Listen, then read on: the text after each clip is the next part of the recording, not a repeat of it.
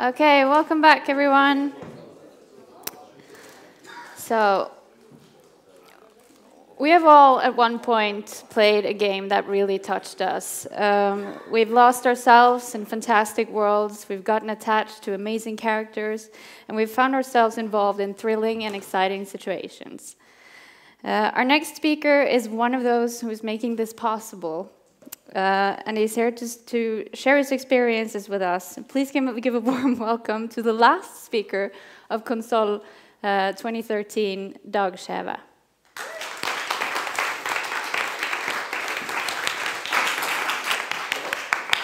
Hello, there we go. Yes, thank you. First, I want to thank the people who invited me over here to come and speak to you. They, foolishly enough, let me talk about anything I want. Today I will be talking about writing for games. When I started making this presentation, I was thinking, you're a smart guy, Dag. You can teach people how to write in 45 minutes. Of course I can't. Nobody can. So what I thought I would do is I'm going to talk about a little bit about what I have done in the past and the different aspects of the writing, the different styles, the different approaches that I take to it.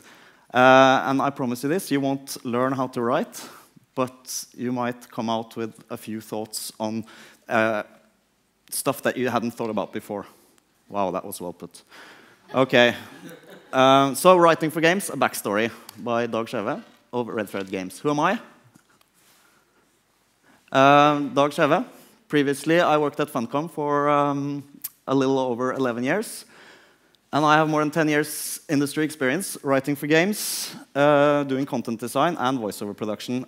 Today, I will focus on the writing, not content design or voiceover production, because then I will be here forever. And nobody wants that. These are the titles I've worked on so far. I'm not doing this to brag or anything. It's basically because of their different styles and genres. And I'll talk a little bit about that later. But I worked on Anarchy Online, Shadowlands, back in 2003. Dreamfall, The Longest Journey, Age of Conan, Hyborian Adventures, The Secret World, and of course now I'm working on Dreamfall Chapters, The Longest Journey, which will be coming to a cinema near you soon. Okay, so Anarchy Online, Shadowlands, is a science fiction MMORPG. That was an in-house intellectual property and an expansion pack. Dreamfall, The Longest Journey, is a science fiction / fantasy adventure, which was an in-house IP. I'm going through this a little fast. I'll talk more about what these genre differences are later, and what it means for writing, but I'm just going through it now. Age of Conan, Hyborian Adventures, a fantasy MMORPG, which was a licensed IP, which is obviously different from an in-house one. The Secret World, a horror survival MMORPG. Also, excuse my lack of keynote skills, because things get a little muddled. And this was IP creation, which is also very different from what we did, because then we had to create everything from the bottom, from the start. And then Dreamfall Chapters, which is what it is. Okay, so what does a writer do? Yeah, you like the little typewriter, do you? What does a writer do? This is some of it that I've been working on in my years of writing for games. It's obviously plotting the game. It's themes, it's Bible creation, it's characters, it's locations, it's technical writing, it's dialogue. It's also lots more stuff when you go into like the marketing aspects and out-of-game literature and stuff like that, but I won't be talking so much about that because this is writing for games, not for marketing. Okay, so the plot of your game, what is it? Well, it's the narrative.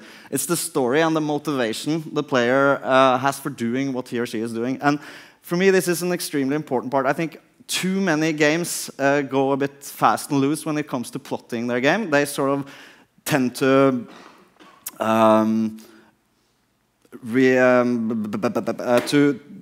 what is it called? Now I'm a writer. Yes.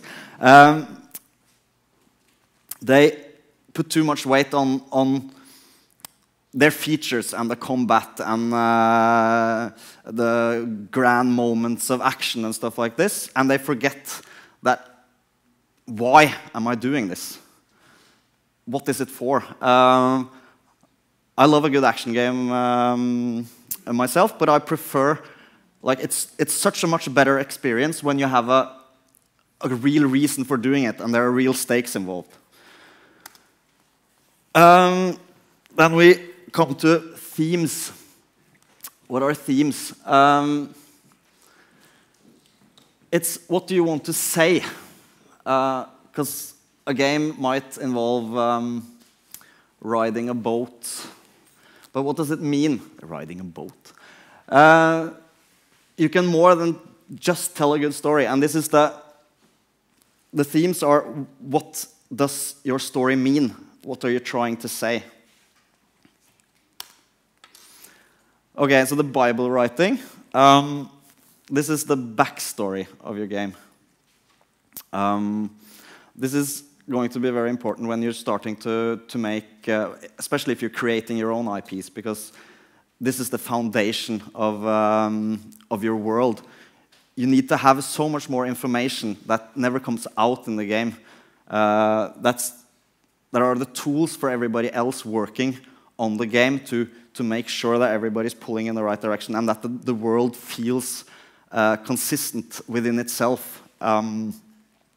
So that everything from street names to important events and characters long before the game started, like what has happened, why, to make this world feel alive. Put in anything you can, like seriously, just go to town, just write anything, but make sure that it's internally consistent. That's extremely important, that everything follows, that it feels like that it makes sense within the world you're making. A part of this is also making a style guide. Now this can be, this can feel a bit boring maybe, but again, it helps you build that consistency to the world. Choose your language. Like, it's as simple as deciding whether you want to go with British or American English. Make a choice on that and be consistent. But it's also about style. Sorry. What kind of language do you want to use? Like, how far do you want to go with swearing, and what kind of feel do you want your world to have? And as I said, this gives everybody who's working on the game, gives them tools. It gives them that they can understand what they're making, and that's extremely important, especially when you start talking about a team that's 200+ people. To have that guide for everybody so that they can know and understand what they're making. That goes from everything to it doesn't even stop with writing. It goes to the art style. It goes to what kind of characters to make.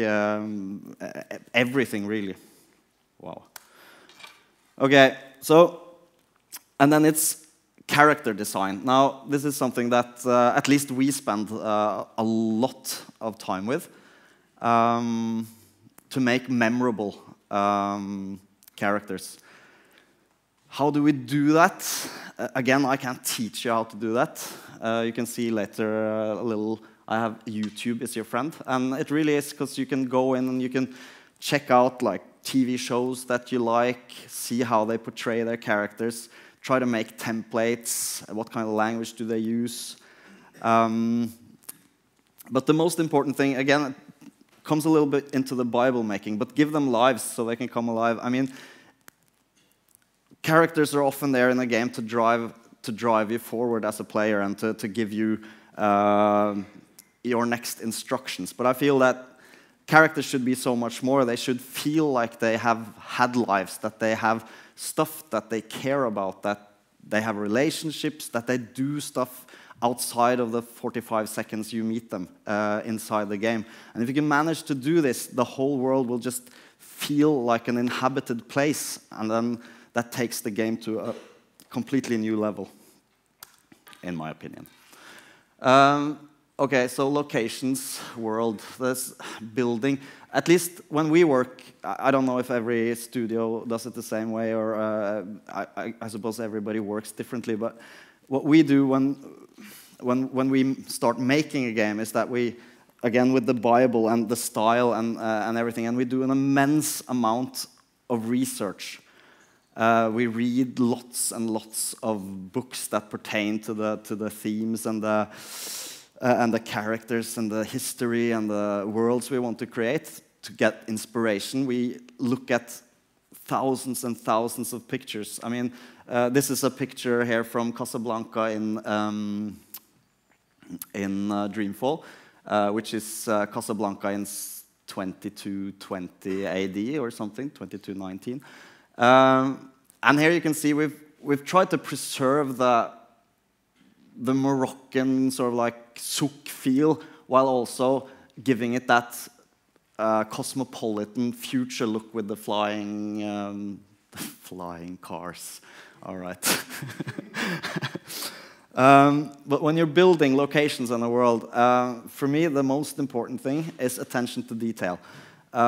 Make sure that your street signs mean something, that they make sense. Make sure that the areas in a play or in that your location, the area, it makes sense. Like the streets come together. That you bring people through all the scenery and that they get to see all the beautiful art that's been made.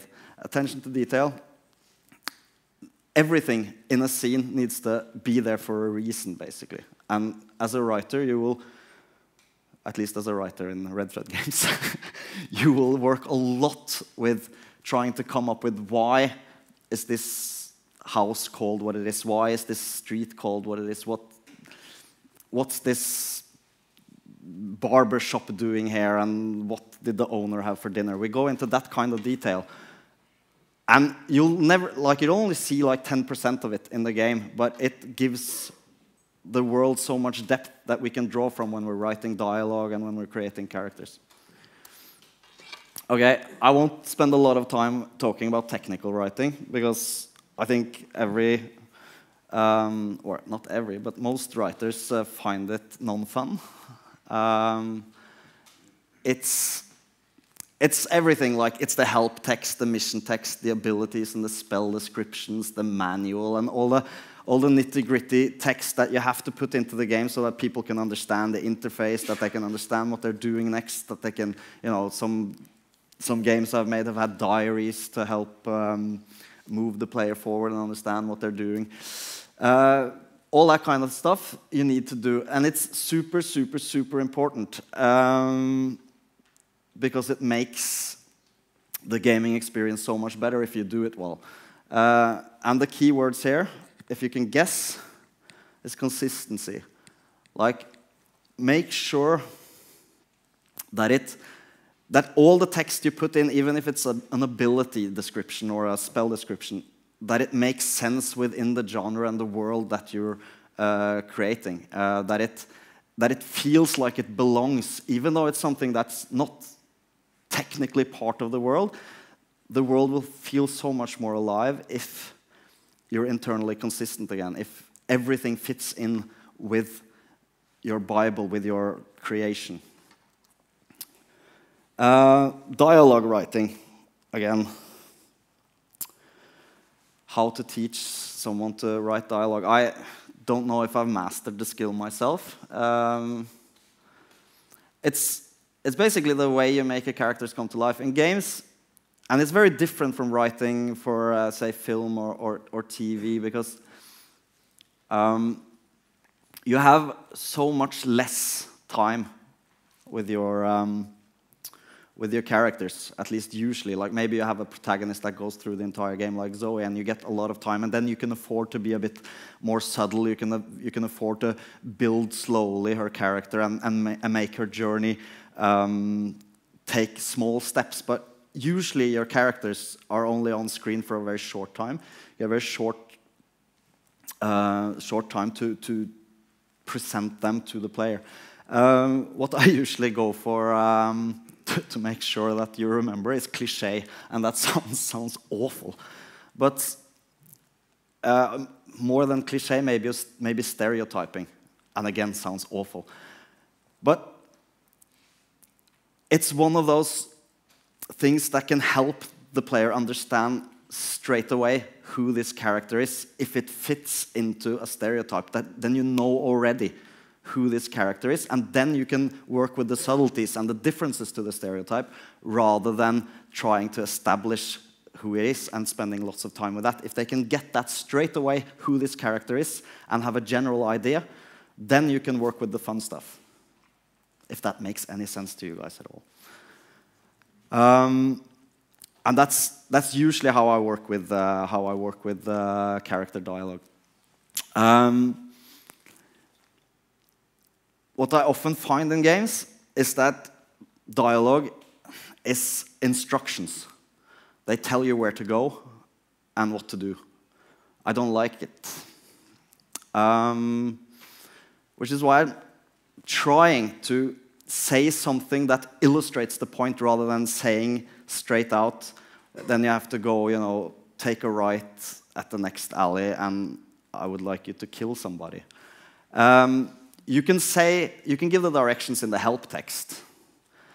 Use your dialogue to create interesting scenes that are entertaining, that are fun to watch. That's actually the same thing. But make sure you illustrate your point. I'm gonna try and see if maybe I have a couple of different examples of dialogue that I've worked with and that we have. Whoop. So now it's movie time. That's not great. If I can, ooh, how do I get that? I had it here for a little while, and then just suddenly, I'm just trying to get the Firefox, because I lined up a few movies, and then Command Tab, why not? There you go. Awesome. This first one is from The Secret World, and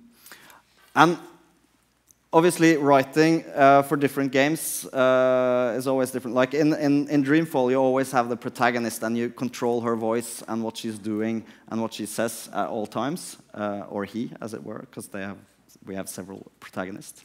But in The Secret World, the player character doesn't have a voice of his own or her own, and that creates a challenge in writing dialogue because it's suddenly becomes monologue because they're just talking to the player, and you have to sort of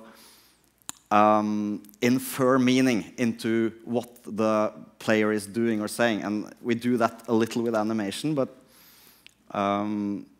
I can show you an example. What we did a lot, or tried to do as much as possible, even though it's more expensive, is to have several non-player characters in the scene at the same time so that they can dialogue together, because it's more dynamic when several people are talking together. All right. Enough talk from me. Let's try and see if I can. Can I do it? Yes, I already learned that. Here you go. Can I talk to you? Chosen one to, chosen one about a big problem. Obviously not as big a problem as all the other big problems you guys are dealing with outside those walls. But still, help? Okay. So the practical alchemy class keeps racks of replacement familiars hung up in the basement. At least a dozen for every student. It's called practical alchemy for a reason. It's not as gross as it sounds. Okay, it pretty much is as gross as it sounds. Now they're waking up. A whole army of creepy dolls right under our feet. Miss Usher and Mr. Montag want me on the bench for this game, and I know it's to keep their star player from getting injured mid-season. But it feels more like being in the penalty box. I want to step up to bat. I want to help out. I can use my powers. The really freaky ones. You know, they warded the school from the inside because of me. I'm tired of being scared of it. Being made sick by it. Maybe that's how my powers want to be used. For me to just say the words and tear it all down. Look, if I set it off, I kind of need someone to make sure I can stop again. Like a chaperone.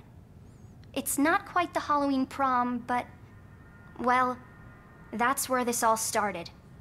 Worst prom night ever. All right, so that was actually not the one I thought it was, which should have had 2 NPCs in it. But it's still a pretty good example of how you notice she's not telling you what to do in this thing. She's just basically giving you a setup to a situation, telling a little bit of backstory about what happened to this place that she's trapped in. And then we put all the directions and the nitty-gritty, the boring stuff, we put that in the quest text, in the mission text, to say, all right, so basically we made, with the Secret World, we wrote little movies like this to set up the situations and to give the characters life. And then we made tiered missions out of it. So it, like each cinematic had like 5 to 7 tiered mission, which pertained to what she was talking about, that explored the themes or the situations that the characters were talking about. I think I have another one. I would have liked to show you one with the 2 NPCs in, but now I don't have one lined up. But and this is another one where it's kind of like that, where he's basically just talking about what happened on the island and the reason for why they are all trapped here, and why basically you as a player is needed to come and save them all. All right. Play. We may curse heaven for our fate, but hell is a device of our own construction. The Ebony Tower, #1 on the New York Times bestsellers list, 5 weeks running. We are the architects of our own destiny. There's no innocence, only ignorance. Nobody could ever accuse me of empathy, of genuinely caring for people. In fact, they'd probably say that Sam Krieg is a cold son of a bitch. And they'd be right. People don't interest me. The acts of people, now those are intrinsically interesting. Particularly the consequences of those actions. Cause and effect, crime and punishment. It's every book I ever wrote and sold 1 million copies of. So what did the good folk of Kingsmouth do to deserve their fate? I tell you, they were evil. Kingsmouth, Solomon County, pure evil, all of it. Like a modern-day Sodom and Gomorrah. Always was, from the moment the pilgrims stepped off the boat and set forth on these shores. There's a dark rot festering behind the flower print veil of the Labor Day barbecues, homecoming parades, and maple syrup. I should know. The deeper I dug, the darker the hole, the more I found. A goddamn abyss of foreshadowing. I've seen evidence of acts so cruel and demented, so twisted and sick, right out there, that people might confuse them for one of my books. And if you've read any of them, and I'm sure you have, you'd know that this place has blood on its hands, and plenty of crime to its name. I'm sure you know this one. Show a gun on the mantelpiece in the first act. Before the curtain goes down, it's going to blow someone's scrotum off. Upon the wicked shall fall a rain of fire and brimstone. All right, so that entire cinematic, if I had wanted to use very few words, could have been summed up as, hell, these people at Kingsmouth, they were wicked, now they're being punished. And then it would have been over. So boring for me. I was going to talk a little bit about the difference, or why we chose to not give the player a voice in that game, because it was something we discussed a lot. There are some pretty obvious reasons, which are that, of course, it would be more expensive, because you would have to write a whole lot more dialogue, and you would have to record it, and you would have to record it then with several different voices, because the player would be male or female, and they would probably want to have a couple of choices of what their voice would sound like.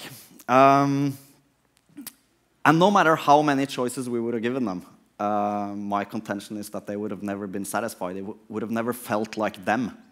And that's what we were trying to do with this game. We were trying to make the player feel like one of those heroes and be their own and decide themselves who they wanted to be. And if you start putting words in their mouths and giving them a voice that they're not happy with, then maybe some of that immersion can disappear.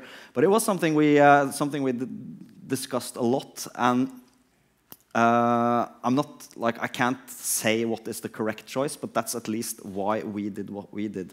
Some people really liked it, other people didn't. That's pretty much what's going to happen. Now, this is a very, very different piece of writing. I'm not going to stand here and say that I wrote it, because I didn't.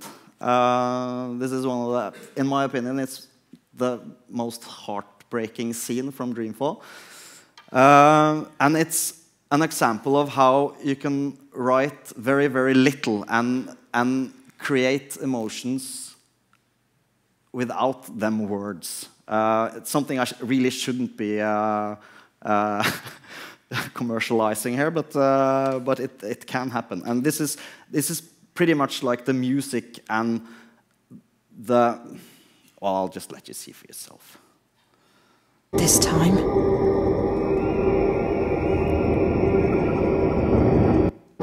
Just gonna skip.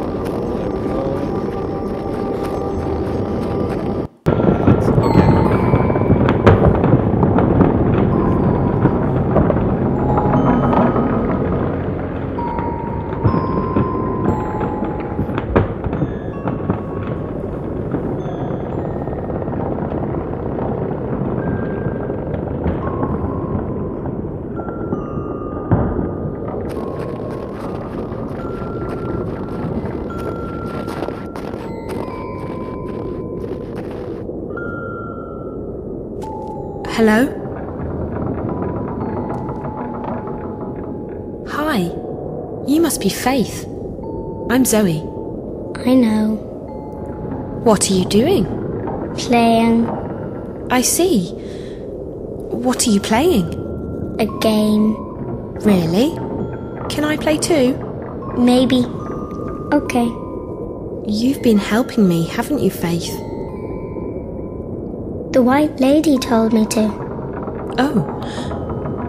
What did the White Lady say? She said to talk to you. Did she tell you that I had to save April Ryan? Yes. What does the White Lady look like? She's all white. When did you last see her?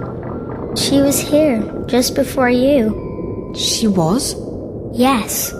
What did she say? She said it's all fine. She said you did good. She said you saved April. That's what she said? That I saved April? Yes. You know I've been looking for you, don't you? Spoiler warning, by the way, Yes. if you haven't played the game. Why me? Close your eyes and ears. Why did you talk to me, Faith? Because you're like me. Like you... how? You dream like me. You mean dream things true? Yes. You're my sister. I'm... what? Your sister? Yes. You're my big sister. You mean because of the way we dream? No, because we're sisters. For real. Faith, this is very important. What makes you think we're sisters? I just know. And the White Lady says so too. We have this together. We do. Faith, I'm sorry, but that's not possible.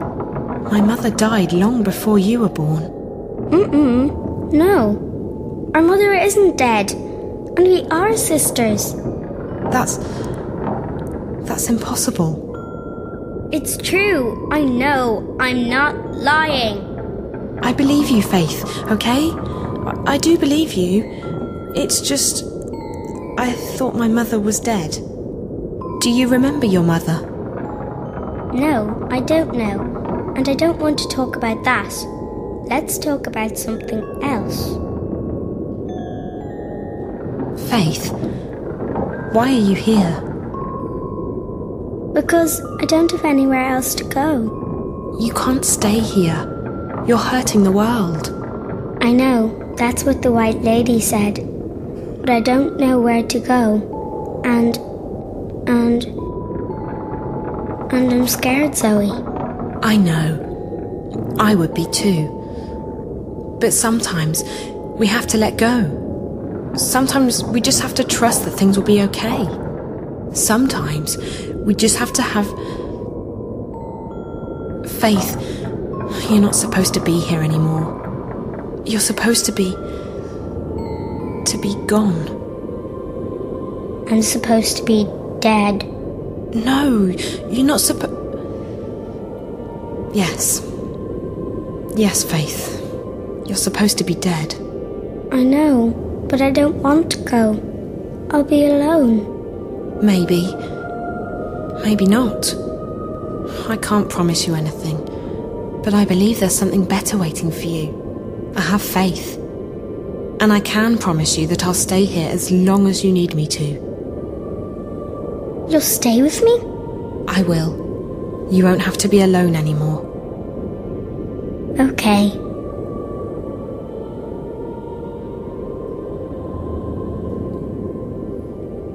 It's a bit longer than I remembered.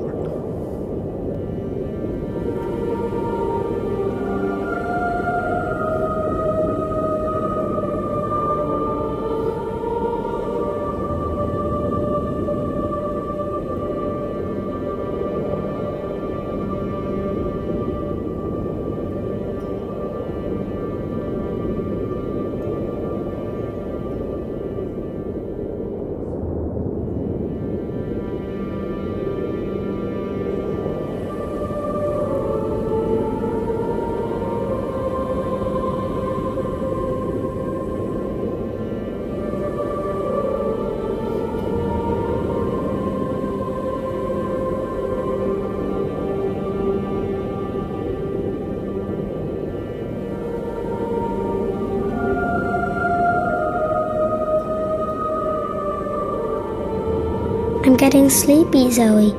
It's okay, sweetie. You can go to sleep. I'm getting cold, too. Come here.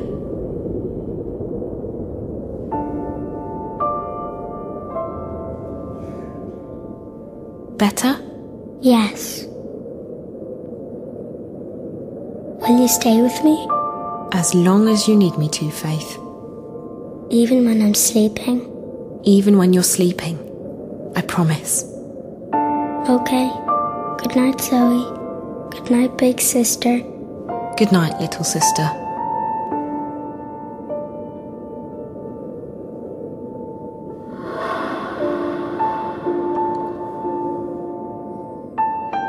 Goodbye, Faith.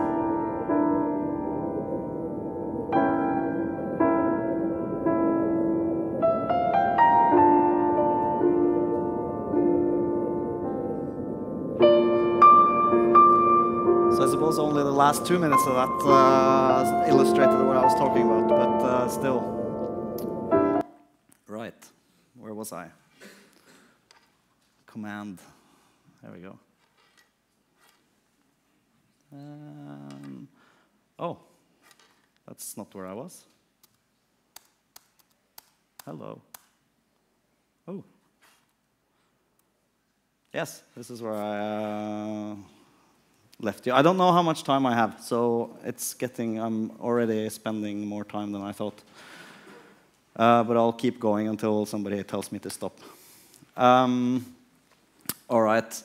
So I'll say a few words about these different things, like writing for an existing in-house IP, writing for a licensed IP, creating an IP, writing for an MMO, and writing for single-player adventure games. So writing for an MMO, first and foremost, what I don't think you'll ever be prepared for is the size. You just have to create so much content, and it's a daunting task. Like we thought, or I thought when I started working on The Secret World, it was going to take 3.5, 4 years. 6.5 years later, I was still doing it.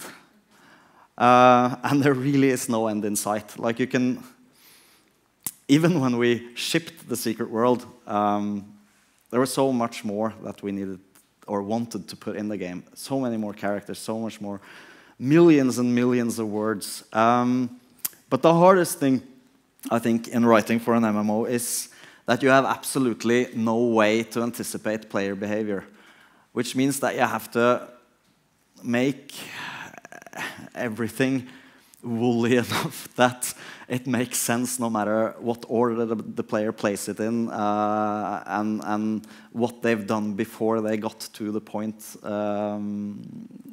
We did make sort of we put in a story mission, as we called it, in the Secret World, which was sort of like a narrative from the beginning that took you through, that put the red thread through all the different locations and towards the end of the game. But that's just a very, very small part of the game compared to the rest of it. And it's so big, and you have no idea where the player is coming from when they're coming to a place, which means that you have to sort of try and make it make sense no matter what the player has done before. And that was probably the biggest challenge that I didn't fully understand when we started on the project, how difficult that would be. Writing for an adventure game, and the one I've written for, was a lot easier in that respect, because you have full control over what the player has done and what the player is doing at all times. You also have full control of the protagonist, and you can put as many words in her mouth as you want without breaking the immersion, because it's not a story where the player is the main character. It's a story where Zoe and Kian and April are the main characters, and you get to define those main characters, which is a lot easier than when you have no idea. So you can focus on the storytelling, and you can focus on the story beats and the narratives. The biggest challenge for me with that, I think, was puzzle integration. To make interesting puzzles that still make sense in the story. Because a lot of adventure games, the puzzle gameplay is so abstract that it makes absolutely no sense in the world. But we always vied to make that integration seamless, so that it always makes sense. But that's the biggest challenge for me in writing for an adventure game. So, writing for an in-house IP that I wasn't part of creating myself, that was fairly easy, really, because yes, you have to have a lot of respect for the source material, the previous games, and the Bible that's already been created. But when it's in-house, then you are canon, and that's always good. Then you can decide if the Bible doesn't make sense, you can just toss it out. So that's great. That's not the case, obviously, when writing for a licensed IP. I was writing for Age of Conan. I think I read all of Howard's books before starting to write. At least the charter on that game was to stay true to Howard's lore, so we didn't have to relate to all the prestige writers that had made so many weird additions to the universe. And obviously the biggest challenge with this was that you have to always listen to the license holder. Like, they know, well, I wouldn't say they always know, but they always get to decide, which makes it a bit challenging when you really want to change something and you're not allowed to, or you really want to include a character, and oh, no, that character is part of Howard's universe, sure, but it's also its own IP and we don't own that one. What? Okay, so a lot of challenges with that.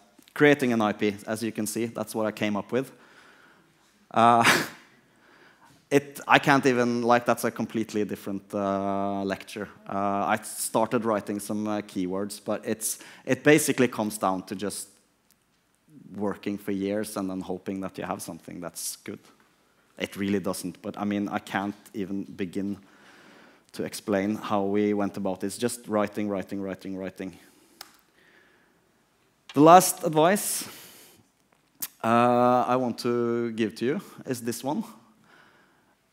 You can all read it. Don't write for you, write for your audience. You have to stay true to what you're making. You don't always have to like all the decisions you have to make, but the important part is that what you're doing is supposed to entertain many people that may not share your tastes, and this can be the hardest part, to write something and to make something you don't like as good as it can be. if that makes any sense to any of you. I think that concludes pretty much what I had to say today. So if there are any questions, I'm happy to answer. If not, then I must have made complete sense and everybody is happy. All right, thank you.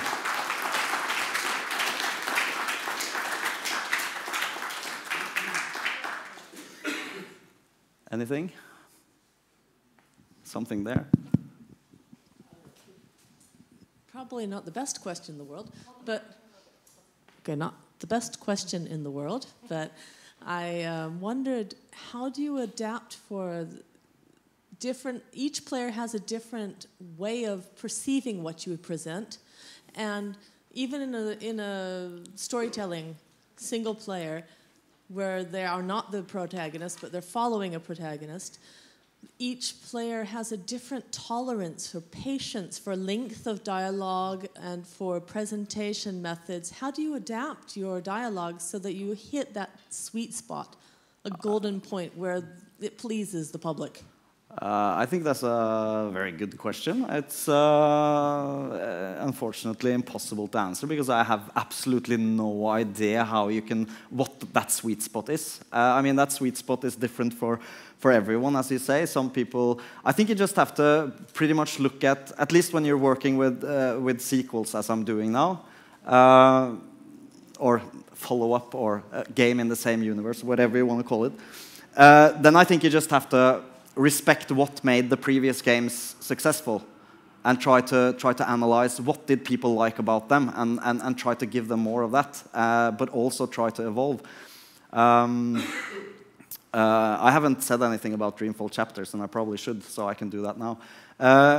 Because they were trying to do something that I've always wanted to do with writing, but we haven't really succeeded, I think, and I'm not sure if any game has done it really well yet, and that's player choice. I think player choice usually comes down to, for me in games, it comes down to, do I want to be good or evil? And it's it's extremely obvious what each choice entails. And it's also extremely obvious, and I'm not making that choice because I want to be good or evil. I'm making that choice because I want the good loot or the bad loot, and that's not interesting choice to me. That's not interesting consequence, because you know the consequence beforehand and you can just pick your answers based on what you want to achieve. That's not interesting for me. What we're trying to do with Dreamfall chapters, I have no idea if we're gonna succeed, of course we are, is to make interesting player choice and interesting consequences to those choices. I'm not going to talk much more about what that means, but hopefully you'll see in not so long. Okay, any other questions?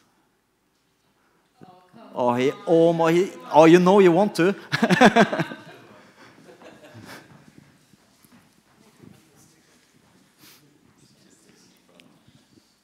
Hi, nice presentation. Thank you. I'm wondering, have you ever created, written for scenarios where there are hidden player choices that aren't obvious, like choose A or B, go on path A or B, but there's an option C that you don't present to the player, but the player has to just choose themselves or find them for themselves? And how did that work out, and how did you plan for it? To tell you the truth, I don't think I have worked with a scenario like that, because as I said earlier now, I've always wanted to do something interesting with player choice, but I don't think we found a satisfying way to do it that we could follow through on. So we've tended to chicken out a little bit when it comes to player choice, and we're gonna try and do some new stuff with Dreamfall chapters, so maybe if we have this talk again in a year and a half, I might have a better answer for that question. Anything else?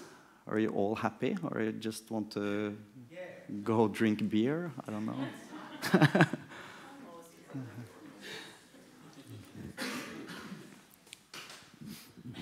With reference to that last bit, what about the problem if you create an option C, the last one, which is not presented, about the vast number of players that will never discover it, and it's just content that you create and you craft and you polish, and Yeah. such a small proportion of them will discover it. And that's also a risk that we've weighed up. Well, this pertains to both this question and the previous one, I suppose, because Dreamfall, when we made Dreamfall, there's a lot of, I wouldn't call them necessarily player choices, but they're slight forks in the road within dialogues or within the way you approach a puzzle or something. That there are different ways. A lot of people didn't see it, as you said. Like a lot of them just went uncommented on and undiscovered. And we spent a lot of time doing them, and you have to sort of weigh that up against, okay, so maybe 10 players saw it. Was it worth it? If 10 players saw it, my answer would be an unequivocal no. Yeah, I don't know if I even answered that question, but I tried.